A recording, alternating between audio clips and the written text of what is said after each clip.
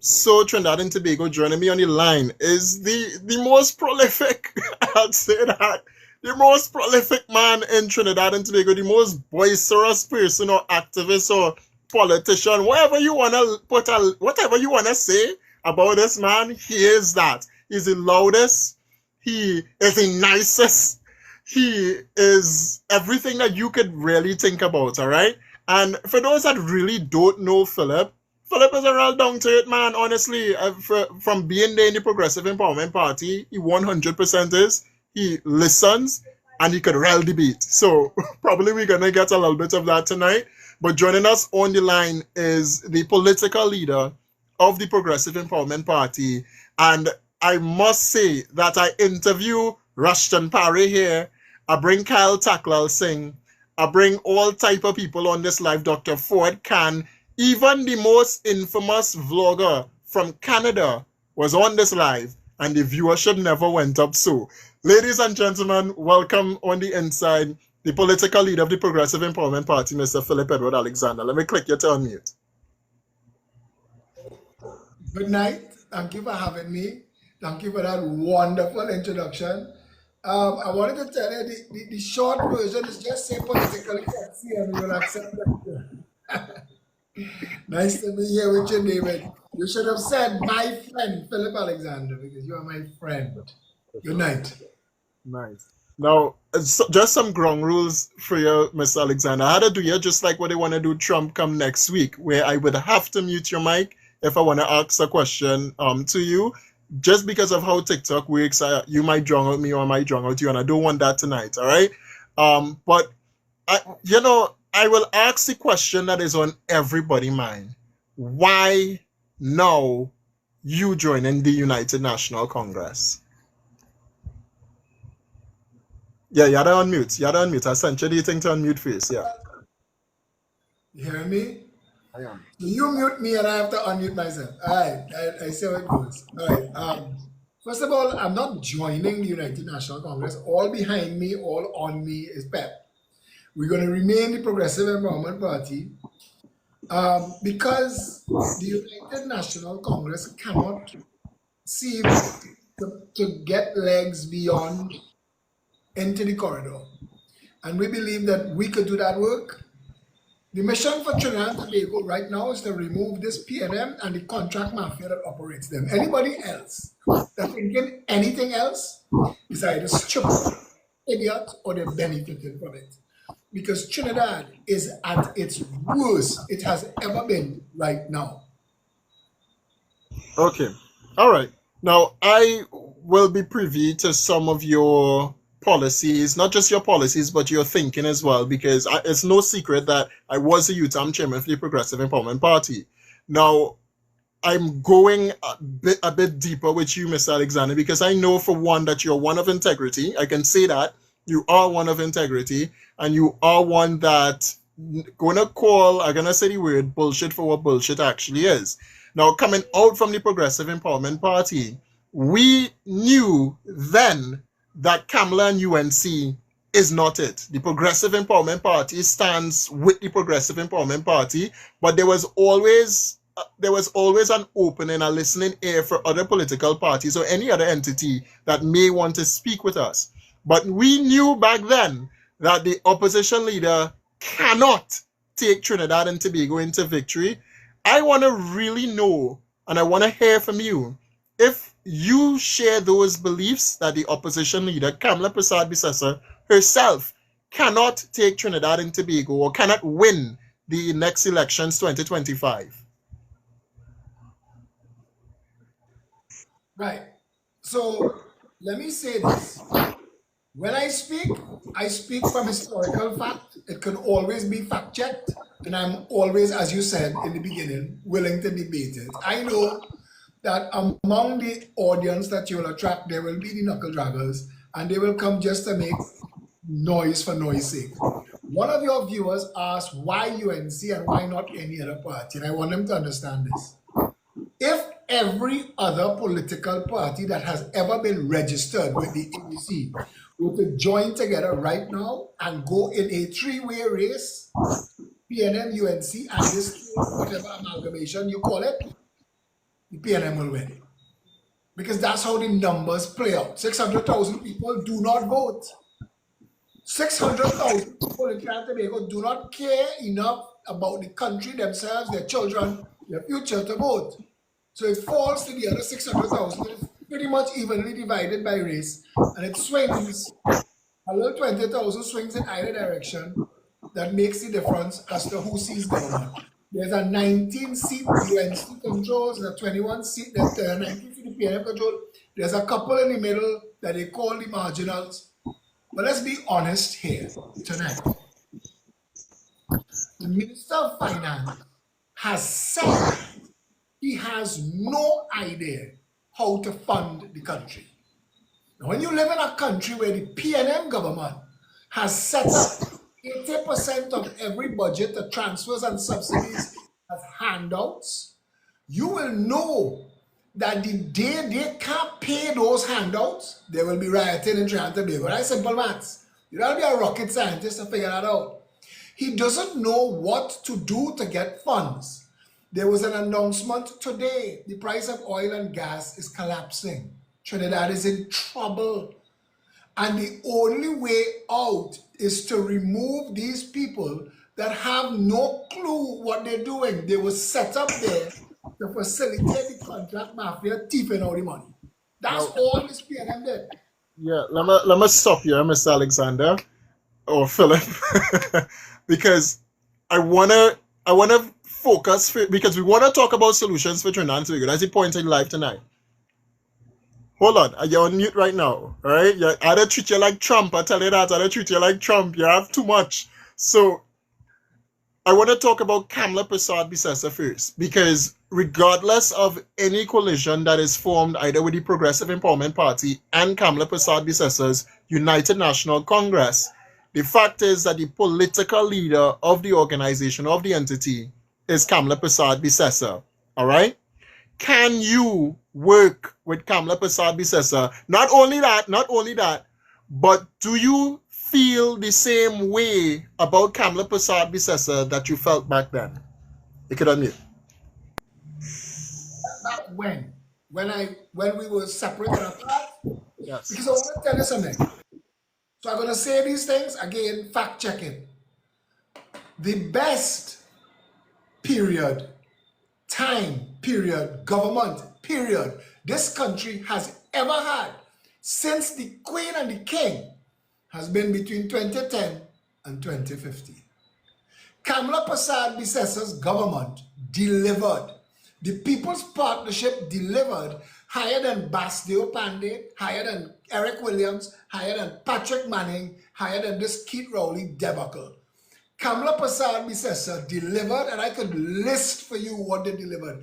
I was actually willing to take up the responsibility for the communications for the UNC to sell that message. But there are too many jackasses in the UNC. And those jackasses are biting Kamala now. I told her in 2015, Rodney Charles is a fool. He is a poser. He does not understand communications. She had Rodney Charles and Vassan Barrett, two blind mice, guiding her. And they went down the path of playing games and vote of no confidence in Rowley, and Rowley father rape his mother. Remember all that stupidness? And dress up like train engineers and spinning wheels. All Trinidad wanted to hear was the track record of the government for 5 years. Because the track record of the Kamla Persad-Bissessar government for 5 years, bar none, the highest performing prime minister in this country has ever had. And I say that without fear of contradiction.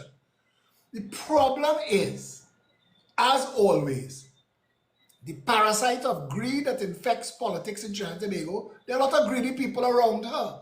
People who are scared to death of people like me because they know I don't stand for that nonsense. So they're very cautious and will guide her away from any kind of coalition. And that's what happens. But I believe Kamla Persad-Bissessar still has a strong term in her.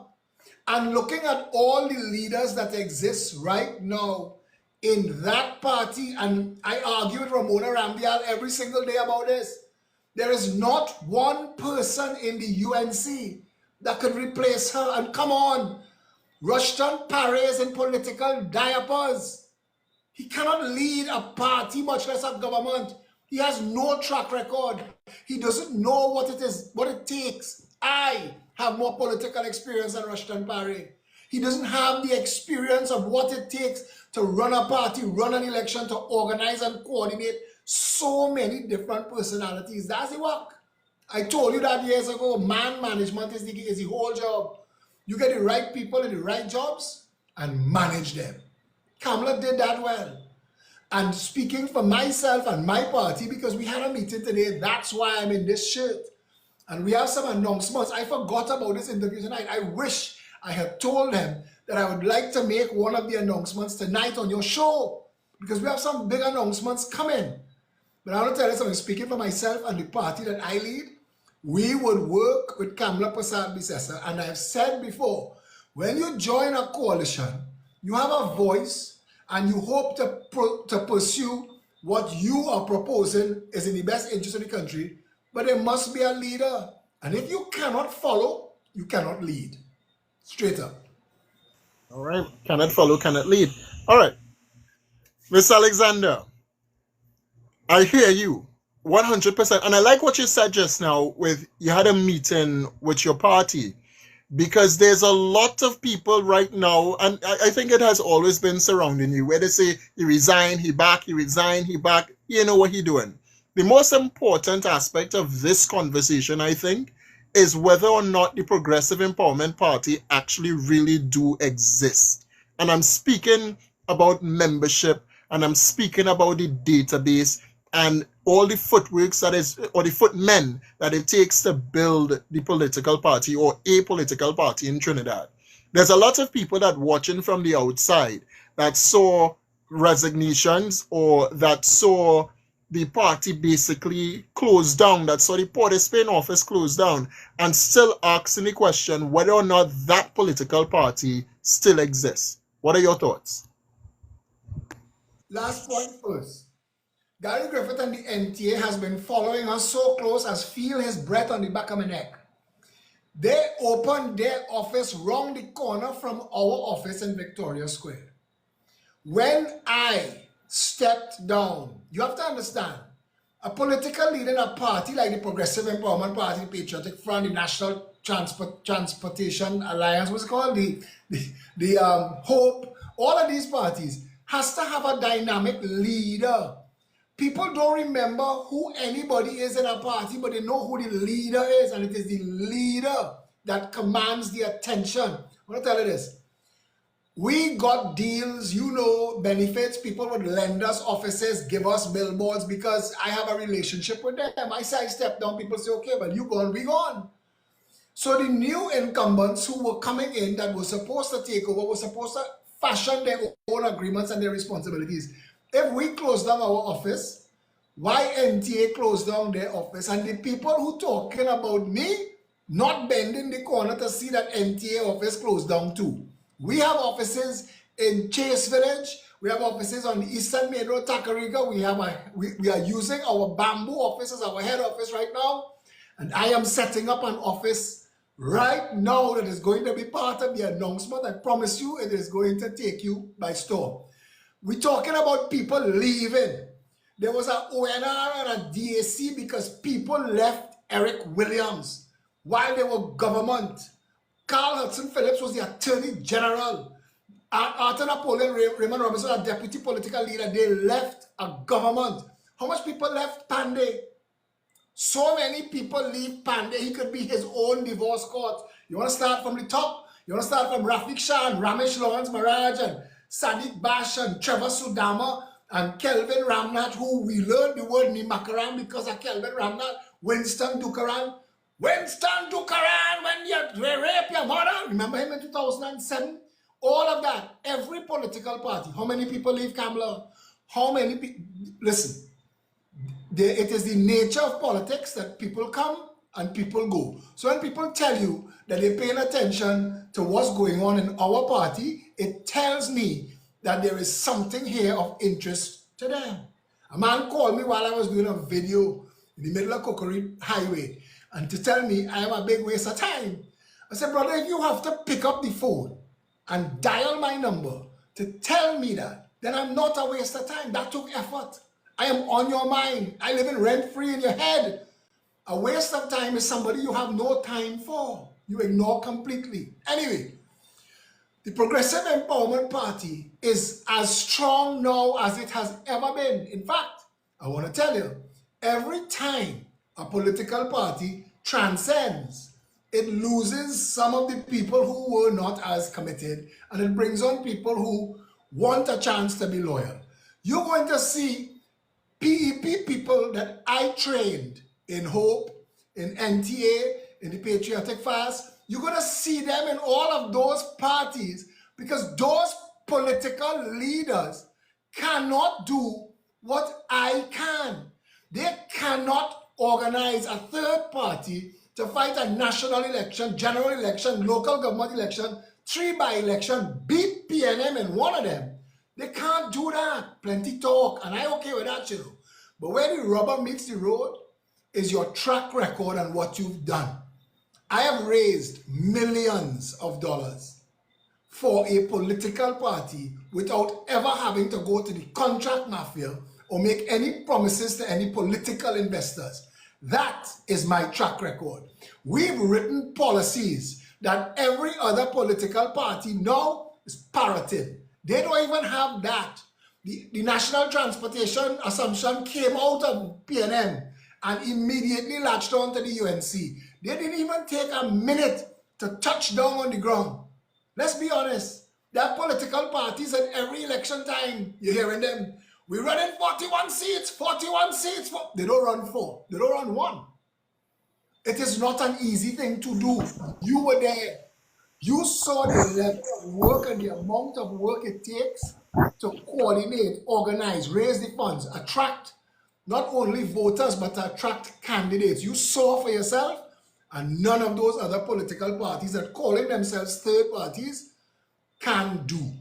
So I want to say to you, people can talk cheap. Anytime they're ready to debate, I want to face a certain political leader and tell her, I agree with your health policy. I agree with your education policy. I agree with your national security policy. I agreed with it when I wrote it. I want you to tell me, when did you agree with me that you could parrot it? But we will come to that. Mr. Alexander, you see what I mean? There is a lot to talk to you about. But you spoke directly towards the next question that I really have for you. And I think that the nation has for you. Already reading some of the comments, and they're looking at it as being biased because I was a member of the Progressive Empowerment Party. But I'd say this, if you had tuned in just before Mr. Alexander joined, and even while he joined, you would have heard the questions that I asked him, and it was completely unbiased. I think Mr. Alexander is here to contest that for himself, because the next question is a question that is on everybody's mind. Not only just mine, but everybody. You spoke directly towards integrity. I think that's very important. You spoke about building a political party, and when it comes to building a political party, finance is very important, and who you're getting finance from is also very important. And it tends to be a question in the public space anytime they see a political party or any entity or any person doing anything in Trinidad and Tobago. So let's speak towards your integrity, Mr. Alexander, not just your integrity, but the Progressive Empowerment Party's integrity. Because part of the problem that we'd see members leaving, at least this is how it would look to the average man looking in, is that that party lacks integrity. You want to support the United National Congress, and if not, form the next government with Kamala Persad-Bissessar with the United National Congress in 2025. You can't do that without integrity. And I think that will be one of the requirements to join the United National Congress. At least I would hope so. So let's speak towards that. Let's speak about financial integrity, at least from Phillip Edward Alexander towards the Progressive Empowerment Party. I've been an activist for 21 years. I am the founder of the Jericho Project. From the Jericho Project to now as the Progressive Empowerment Party, I have never been a director. I have never been a signatory, and you could say this for yourself.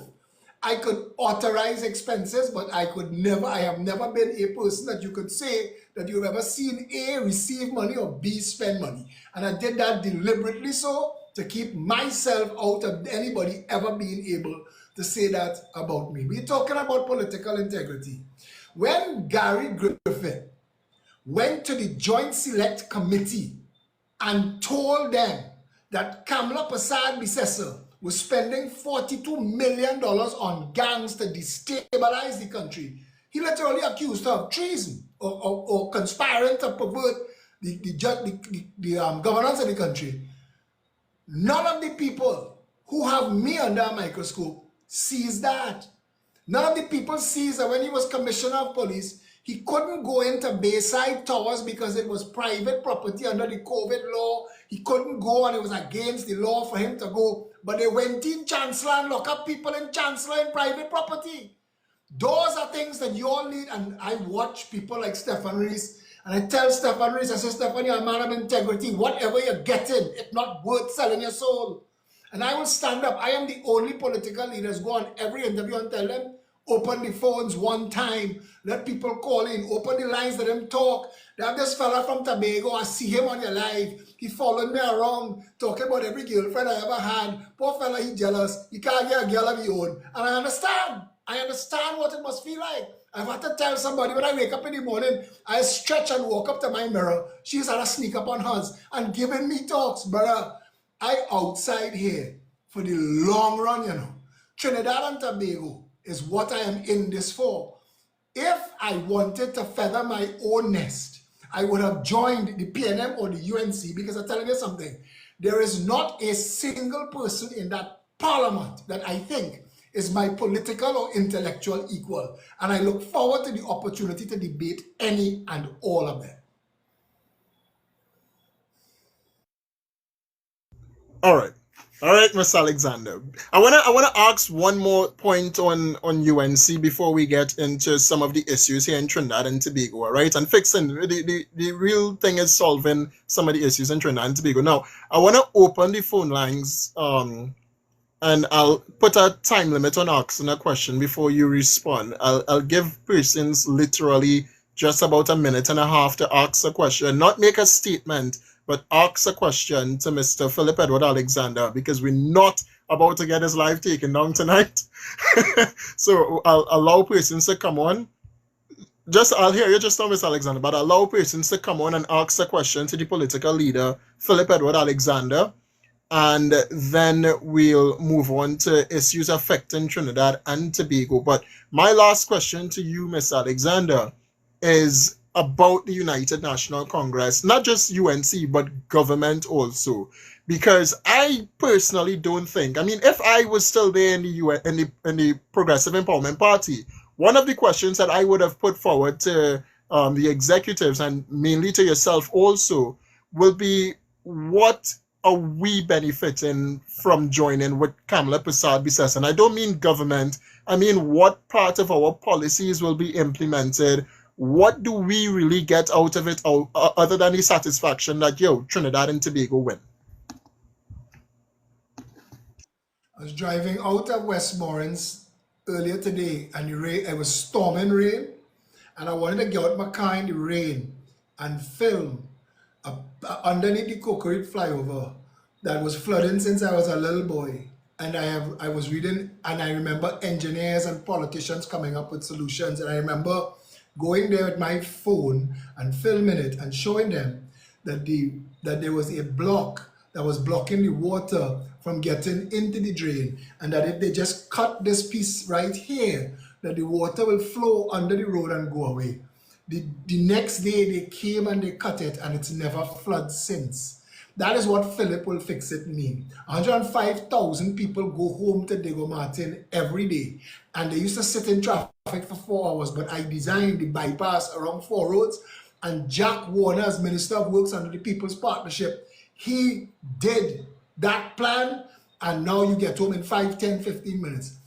I have spent a lot of time analyzing problems and identifying solutions and sharing them with the public for free. It came to the point where the other political parties had to start copying what I was saying because the public's level of information, their education had increased. You could no longer fool them and tell them that's just the way it is. There were other people who were saying, if you're not in government, you can't fix nothing. And that's when we launched Phillip Will Fix It. And we went out there and we fixed stuff, 5,000 hashtags all over social media of things that we fixed. The benefit of us joining with the UNC right now, and everybody who cares about Trinidad and Tobago, that not seeing a security company getting $200 million to guard a refinery that's not worth $200 million now, that's an alarm bell. That's a red flag. The people of Trinidad and Tobago are on a treadmill working to pay taxes straight into the 1% contract mafia's pockets. This property tax that they want to inflict on people is theft. We pay stamp duty when we buy our properties. That's the government share. That's the CASA share. You can't come and take a next bite of that cherry. The government should be doing things to empower people to help them own their own homes, not using home ownership to run an HDC that's spending millions of dollars to build properties that are worth $100,000 and then selling it back for $1 million, biting it twice. Trinidadians are being taken advantage of, and then they're letting themselves be wound up politically to go chatting nonsense on social media. I don't have to do this. You know me. You've been in my house. You know my family. You know that none of these things that I fight for directly affect me. It doesn't. I don't live in a community that have no water. I'll never need to go to the general hospital. I fight these fights because Trinidad and Tobago, nobody could be happy if this vast amount of people are unhappy. I hear former commissioners and ministers of national security tell you every reason and how they will stop crime, how they will stop crime. But nobody talking about the 40,000 illegal guns that are in the country and how they come to be inside the country. And the massive failure, all of them are that happened. I'm saying to you that my voice will not go away if I am in partnership with the UNC, that I will continue to fight for the people. I'll continue to fight for causes, to get solutions, to make people's lives better, like the elderly who right now catching the tail to get the pensions. Now they do them a thing. Every month you have to go and get your pension. You have to walk with a letter that proving you're alive. That's an insult to their humanity. We are in an insane situation right now.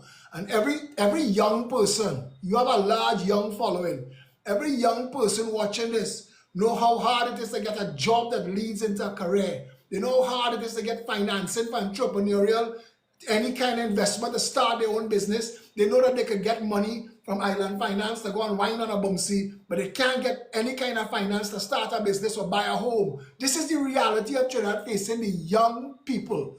And there are too many. There are more than 500,000 people in this country right now living below the poverty line. A country this rich, we shouldn't have one person living like that. Agreed, Mr. Alexander, totally. And I think we could agree on many points, honestly. But let me just give a plug right now because I realize they're talking about Gary a lot. Ladies and gentlemen, next week, Wednesday, Gary Griffith will be here on this live, all right? Next week, Wednesday, Gary Griffith himself, former Commissioner of Police, Phillip Alexander rival, as well as the political leader of the National Transformation Alliance. I'll unmute you just now. He will be here next Wednesday, and we're going to have a very vocal conversation. Not only that, but I want to inform all of you watching right now that this is the live to be on. It's not CNC3, it's not TV6, it's not Synergy, it's not Breaking Dawn. It is right here each and every single Wednesday because we bring politicians to you. All right? Now, I'm being clear. You have 1:30 to ask a question to the political leader of the Progressive Empowerment Party. You're asking a question, not making a statement. Ms. Alexander will respond to you off the air. All right? So those of you that want to join, go ahead and request. But firstly, go ahead and request now. But I am going to have the director come on at first because the director had a question for you, Ms. Alexander. And hey, Mr. T. Singh, good night to you. I want to talk to you. No, Mr. T. Singh, I want to talk to you. So what, message me on the on TikTok. I want to talk to you seriously. All right. But I just invited the director to come on, and he wants to ask a question. Good night, Mr. Alexander. Yes, I understand. I had one question, but it turned into so much over the period of hearing you speaking. And firstly, I want to ask, I have heard your track record. I've heard it because I've been around and I've heard everything that you have done without public office.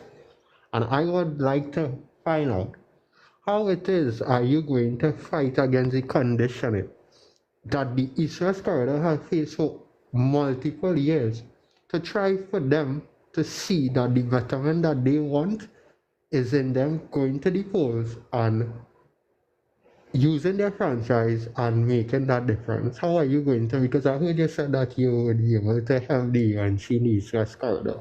How are you going to fight against that condition, and what do you think that you could do to change that?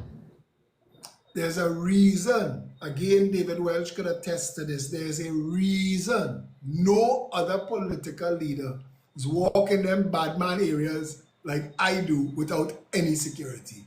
I deal with people on the ground from a position of I am here to serve. That has always been my position, and is the only reason I am in politics.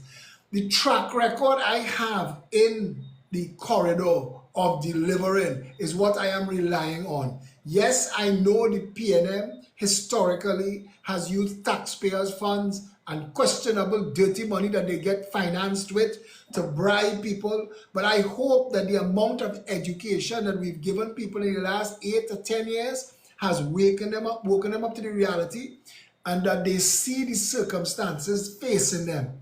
I hope that when enough of us, because all the heat you hear I give in Gary, if tomorrow it is the best interest of the country for me to sit on the same table with all of those people and find a way to work together, the same way Amy Brown, who hate Keith Rowley, who wore a Balize tie for 5 years between 2010 and 2015 to terrorize him as opposition leader, and they're working together, and Penelope Beckles and Keith Rowley working together, I am willing to sit and work with everybody. And I think that the people of Trinidad and Tobago, especially the people who have been underrepresented in the corridor, sees that there are people in Trinidad and Tobago willing to sacrifice lifetime treasure and ego to work for a better country. I think that'll bring them out in numbers we've never seen before. All right, so that is dealing with the East-West corridor. What I would like to touch on next is the fact that you are now standing with Kamala Prasad-Visesa to help her to defeat the PNM in the next general election. But what I would like to, I want to say something and then ask the question. Jack Warner was one of the most actionable ministers that we had in the UNC government, and he did so much. People could have contested that, but yet he had a falling out and they removed him. So people took from him, and I've seen it with Pep. I've seen that they did the same thing with you, helped a lot of people, but they did not come out into the polls and actually help Pep in the elections that passed. So my next thing is, what do you think that you can do to really get persons to, after helping them, because people do that, they take and they take and they don't give, you know? So what do you think that your party could do to get persons now to really go out and use their franchise to really change the road that Trinidad is going down in the next general election? Before you answer there, Miss Alexander, put you on mute because my mic will cut out yours. But before you answer there, that's a valid question, because I think it was shown in the local elections that you took part in, that your party took part in, where you would have preached a lot of good things to the people, to the heirs, but they still went out and vote the same way, tribal voting. I think that's a great question to answer. The reality that presents itself to us as a nation is our irresponsibility with our democracy. I have never held back from speaking. I talk frank to people. I see little precious Cookshank here calling up my name, and I know and I like that I've given all of those people a voice and something high to stand up on and be able to talk back at me. And I can also say to every single one of them, the majority of people who know me and know my name, that stop and talk to me for 1 second, could go home in their house or in their mother parlor and look around and find things that Phillip helped them with. I help everybody, and I will continue to be that person, will help everybody. If Lyndon Mac call me tomorrow and tell me he want help and guidance how to get a girlfriend, I will help him. So he will stop worrying about me and my circumstances. But let us come back to the question. The people of Trinidad and Tobago are looking for strong leadership. They're looking for people who can take the licking and keep on ticking, who come in to deliver. I have delivered. Your director just said it. I have a track record of delivering without holding public office. I have to rely on that. Hey, director, stop asking my questions. Please, I try to drink my water and mind my business, but go ahead, director, if you have more. I have more. So, you made mention to persons that in the comments, and I've seen that, and they say, the old people are saying that, yeah, the old people are saying that if you might help persons, but they might bite, you feed the dog, and the dog come and bite the same hand that feeding, right? You have done so much, right? I mean, I don't agree with you on some things, but you have done so much, and you have so much as solutions. But do you think that, oh, let me phrase it differently. What can you now do, seeing that you are going to help Ms. Kamala Prasad's sister to try to defeat the PNM and form the next government? Do you think that you are going to really get the help that you need to be able to transform Trinidad in the way that you are seeing? Do you think that they would really take the advice that you are willing to give? The truth of the matter is, we could only know that when we're there. But people know me and they know that I have very little patience for foolishness and I don't have time to waste. I count in the years, months, weeks, days of my life right now as if they were precious to me, and I am not wasting them. I never wanted to be somebody to just go and sit down in a parliament and take the days off. I've never needed a public office, a public job. I've worked for myself. I have my own businesses, and I continue to believe that if we gave the people that kind of strong independent representation, that they would not only vote for it, they will stand with it and usher it into office. The People's National Movement have taken advantage of race politics in this country. They've taken advantage of colonialism and slavery. They've used it as a whipping pole against a whole demographic in this country. I look at a statement the Prime Minister made about the surfers who trying to protect Rocky Point from a land grab from the 1%. And Keith Rowley's statement that his trust fund surfers attack the same 1% that are trying to grab the land. It shows how ignorant to reality he is. The people of Trinidad and Tobago need to just take one leap of faith away from identity politics, and we would be able to, and I've shown them our water policy, capture, hold, treat, distribute. David, you know, if they give us that, you give me Ministry of Public Utilities and let me implement capture, hold, treat, distribute in one term. 100% of Trinidad have water 24/7. We will have water to sell. Blue Waters will close down and move to Guyana. There will be no more tank and pump selling in the country. People will export tank and pump to Grenada and Dominica, and the place where tank and pump is in your yard, you could grow chive and tomato and pimento. We have policies, and I've sat with people who were able to help guide the thinking to solutions, and that is what we've brought to the public over and over and over.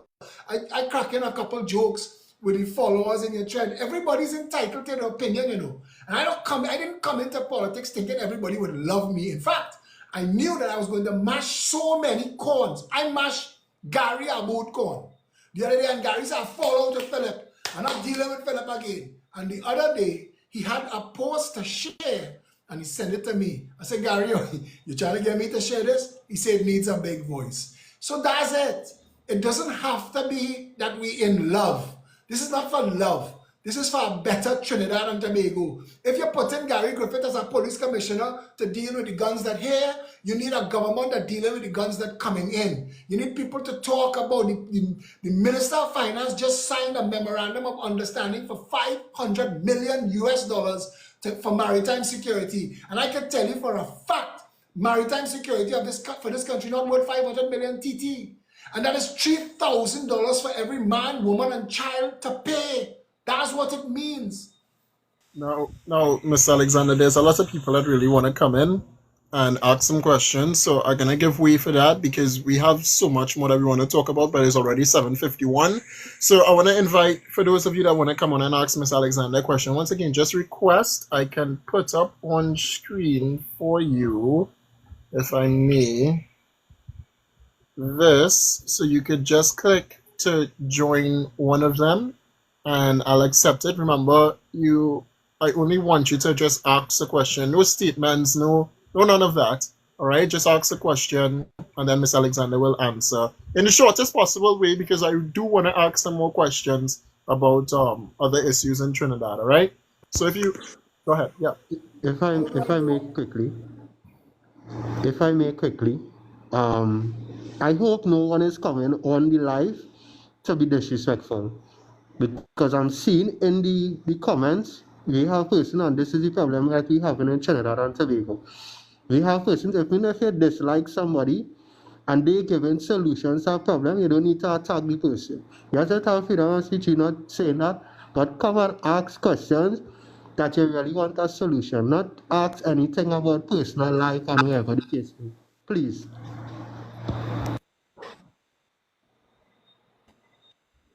What happens next? So let me just say pleasant good night. David, you hearing me? I am. Go ahead. Very nice.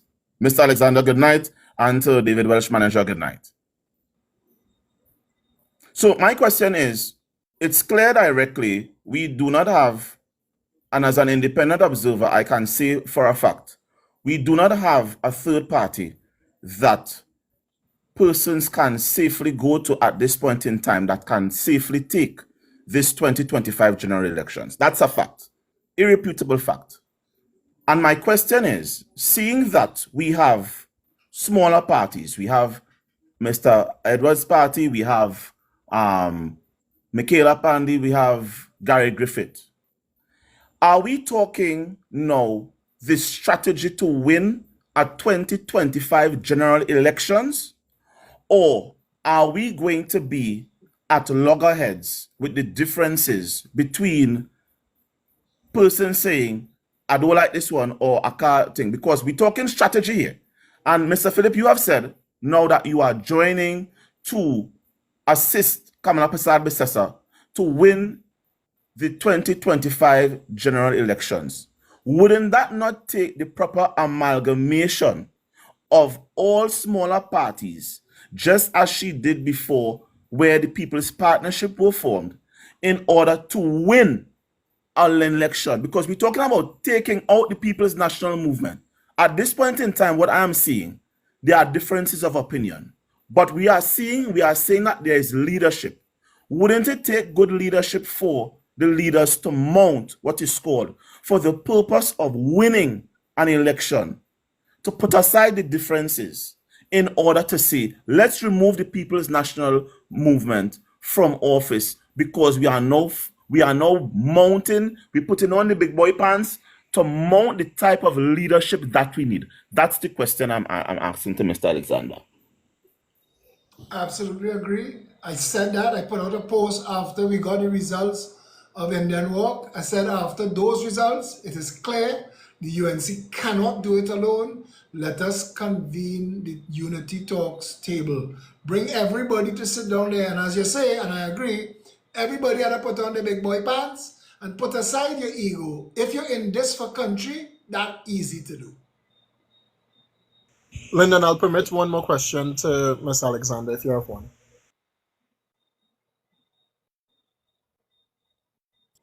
Thank you, David.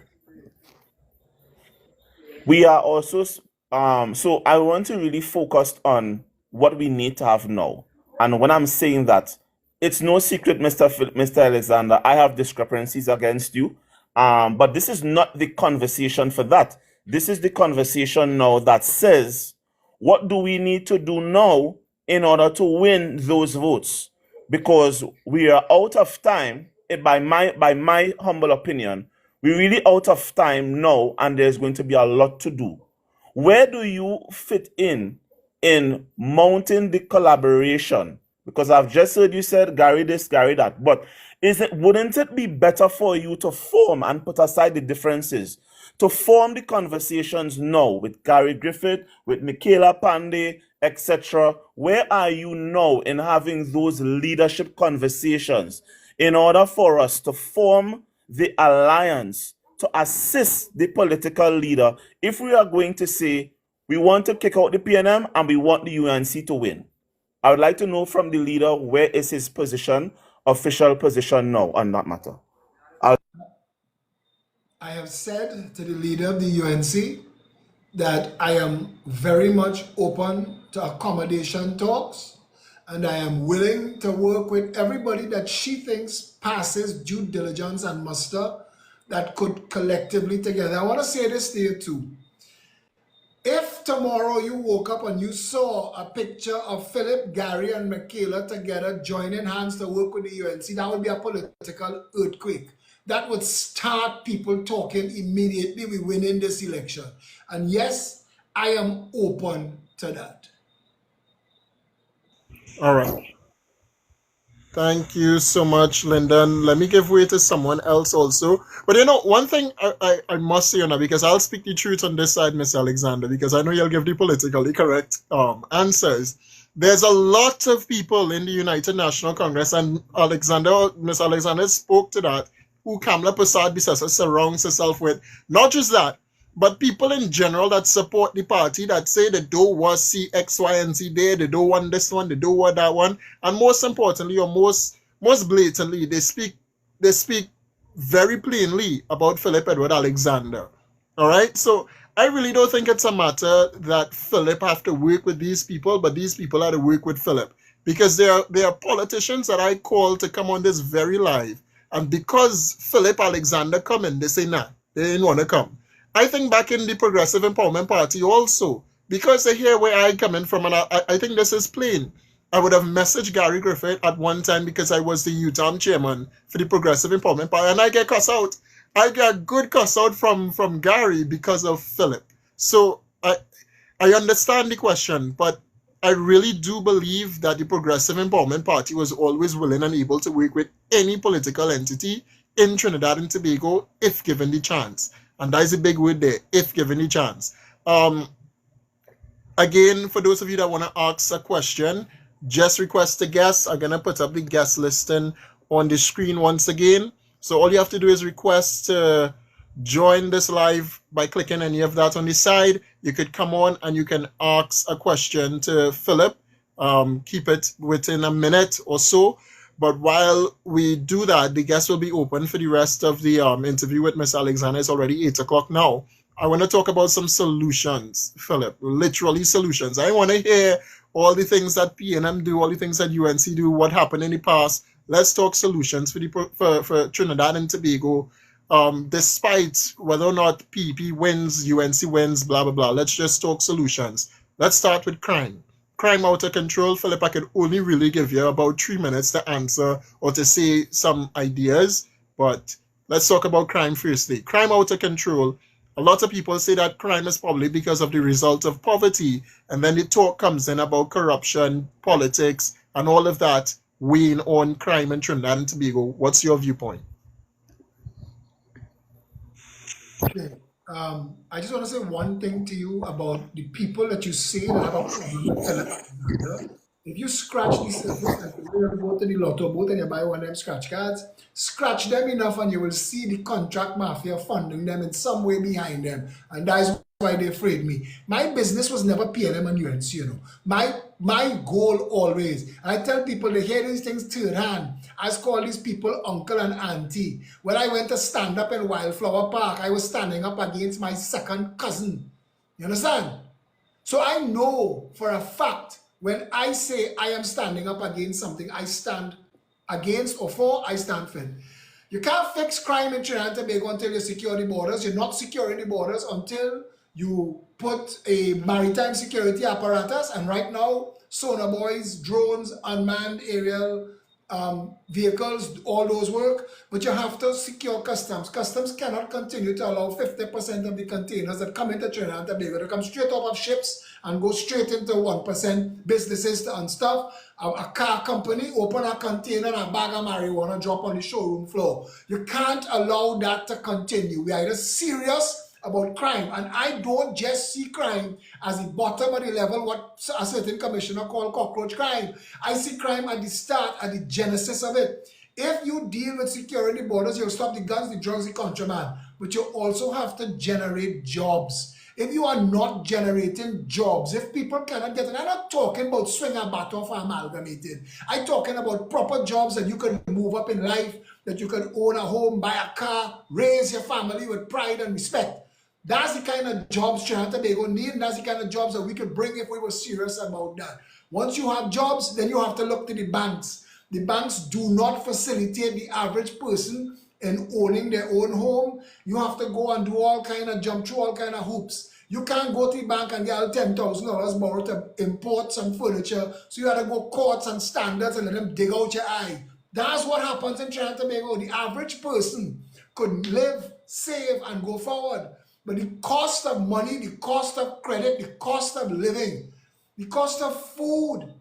We have 90,000 acres of land that should be paid with the 30,000 farmers to grow food and reduce the price of basics down to 10% of what we pay now. But the food mafia enjoying billions in imports, while our fertile farmland growing razor grass and being used to build mall and shopping center. I ain't talk yet about lock up and lockdown. Secure the borders, create jobs, deal with the banks, deal with the cost of living in the country, and then, if people have hope and opportunity, then put a proper police service on the ground. But that police service have to have an internal affairs unit. And I deal with the head of the internal affairs unit in New York City, and they're willing to come and clean up Trinidad and Tobago police force. They say they'll do that in a week. It's nothing. There's not even an issue. The New York City Police Department is the largest, most functional police department in the world. You know what I'm telling you? They're willing to help us. There are countries all around the world willing to send Coast Guard vessels to secure our borders for free, just to partner with us. We didn't have to spend that $500 million US dollars. But everything that happens in government in Trinidad and Tobago is a pathway to spend money so people could get wherever they get in return. All right. That was your policy. Well, I think you just scratched the surface there, honestly. And I would love to go deeper with you, but closer to the elections 2025.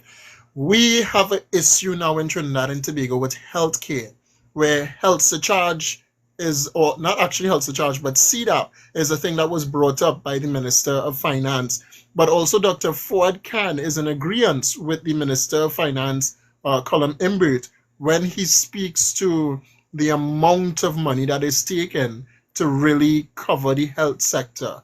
Maybe Trinidad and Tobago might be looking at a non-so-free healthcare sector. What is your thoughts on that, Mr. Alexander?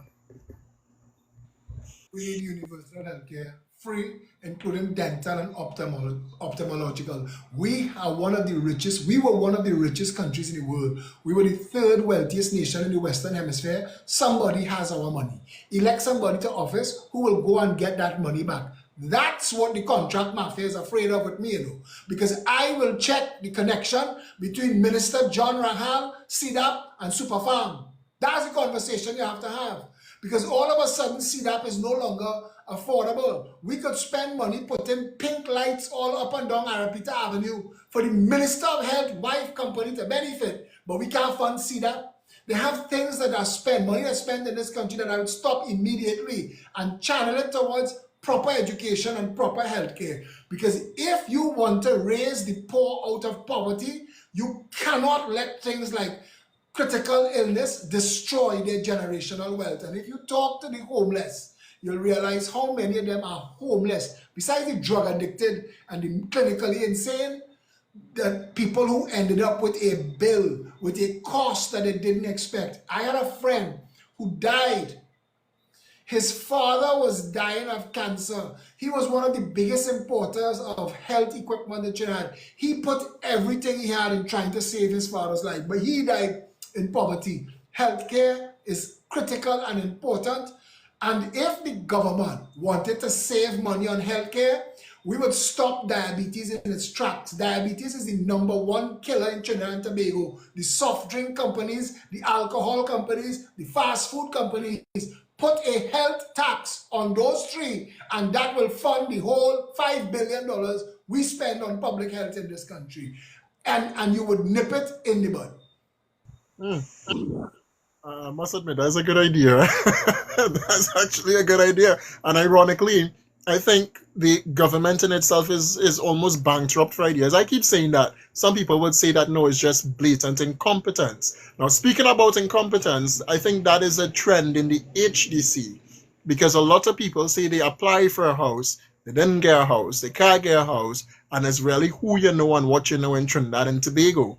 Now, that leads us into housing. We see now going up just before the elections, as you're going into Port of Spain, that homes are going up.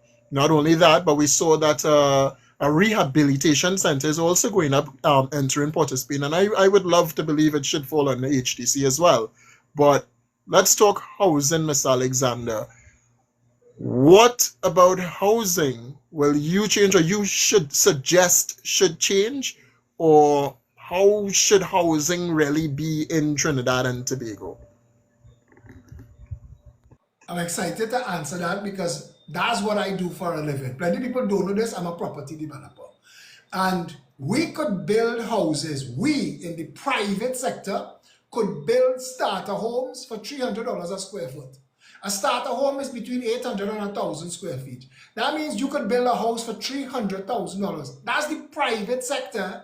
$300,000 a house means that a security guard, a janitor, bottom rung, minimum wage earners could own a home, get a mortgage. Why is HDC building houses and not facilitating? Why is it government not using the funding that it has to facilitate people building their own homes? You know why? Because people who are financiers of the government building $100,000, $200,000, and $300,000 houses and charging the state $1 million for the property and making $700,000 and $800,000 profit on a house, and people getting kickbacks from that. That's a fact. If you audited all the special purpose companies in this country, plenty people would make a jail. The government could take that same $300 a square foot that I told you the private sector could build at and remove all the taxes. The government owns the land. The government sitting on hectares of Caroni land, Petrotrin land, CL Financial land, in Hindu Credit Union land. They're sitting on hectares. Now, listen, the government has access to land, so the land cost is removed. They can remove all duties from all of the building material, and they can reduce the cost of building a house down to $150,000. Given $150,000 over 20 years is $7,500 a year.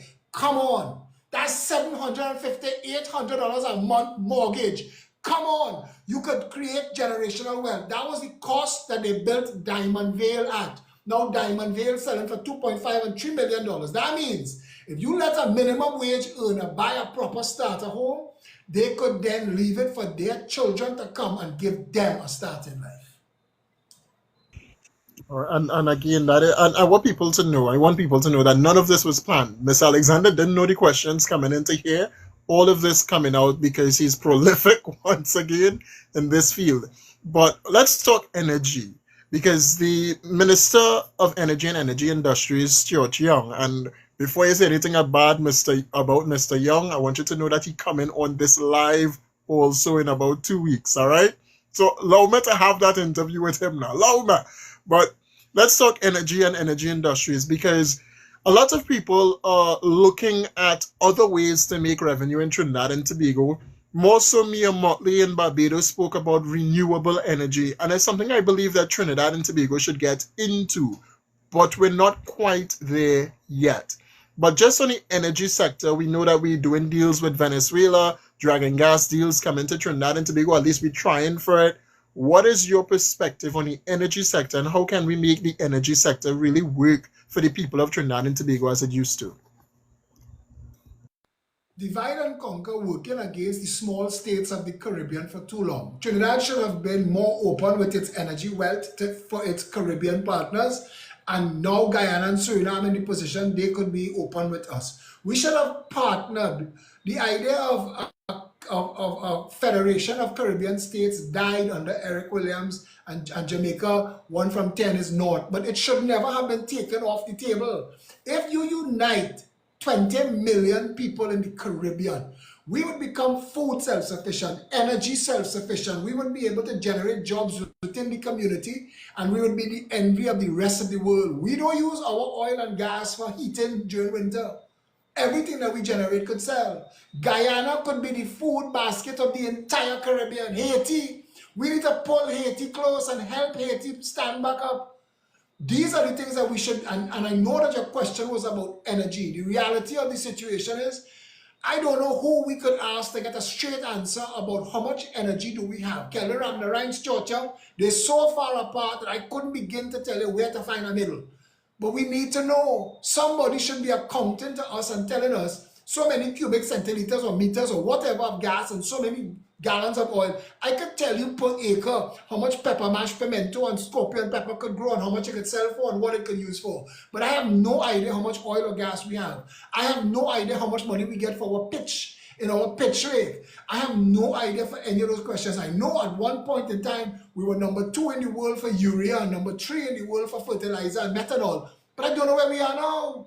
And nobody's accounting to us. And the parliament, instead of being a place of healthy debate, is bacchanal and old talk. And we, the people of Trinidad and Tobago, have been led astray.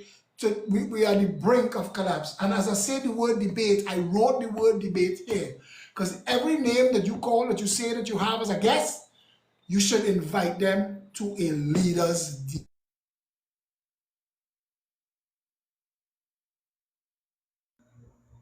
Let's hope that. Oh, it was going too good. Yeah, go ahead. Go ahead. Anybody who's unwilling to debate is not a real leader, and they are afraid. I am willing to take all of my questions from the public. I am willing to debate every single person who considers themselves a political leader or a leader of any kind in this country. Because if at the end of that debate, no matter what is said or done, if at the end of that debate we could condense the ideas and the answers into a blueprint for a better Trinidad and Tobago, then all of us are going to win. All right. I am going to end it there with Miss Alexander because there's so much we could talk about. The Ministry of finance sector. We could talk about so much more. We still have to speak about so much more because we have several different ministries in Trinidad and Tobago for some weird reason, but all of them not doing anything.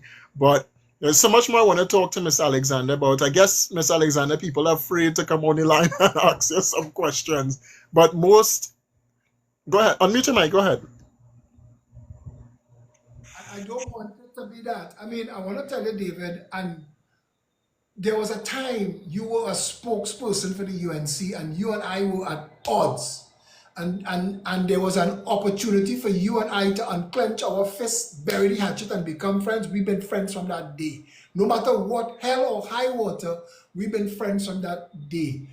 There may be people who think that they're carrying water for me, but I don't carry water for nobody. Life's too short. Anybody who is in politics for a better Trinidad and Tobago, I'm willing to talk with them. I'm willing to walk with them. At the end of the day, all of us going to shuffle off this mortal coil and leave this country for our children, our grandchildren. And it better be something better than we inherited. That's all I want to say. I want to tell you thank you very, very much for having me. And I am proud of this show. And I'm willing to be a guest with you at any time again in the future. And I for sure do that, Director. Yes, sir. Well, David would know, not everybody would know, but I have my grievance with Mr. Alexander as well for certain things. But I also know that if somebody has good ideas, you need to listen to them. Because everybody has ideas, but if somebody giving your ideas, information, knowledge is something that you should listen to. I just want to say, Mr. Alexander, please, before you leave, just remind persons about your 21 policies, please. www.21policies.com. Let them go check it out because that will take a while. But I would like to come on and talk. We could talk 100 policies. David and I used to do this all the time, We used to shoot the breeze on live videos and he would just drop a question on me, and I like it because it helped give me the ability to see past the nonsense and answer the actual question asked. So yeah, I'd like to come and deal with all of them. I mean, we were the first political party that said decriminalize marijuana. Nobody else was talking that when we were talking it. Then I hear the PNM say they decriminalize marijuana and they're still locking up people for marijuana. So if they decriminalize, we're charging them with. But that's a conversation for another time. Gentlemen, it was an absolute pleasure being here. I look forward to the next opportunity. And I'll say, Ms. Alexander, thank you so much for coming as well. Well, it was a short notice, but thank you again for coming on the platform. We have so much more to talk about, honestly, but coming closer to the 2025 general elections, definitely we'll have a conversation about your stance, because it may change, but your stance with the United National Congress and your overall thinking moving into the general elections, and whether or not that election will truly be your last election. But Ms. Alexander, thank you so much for joining us tonight. Do have a great one.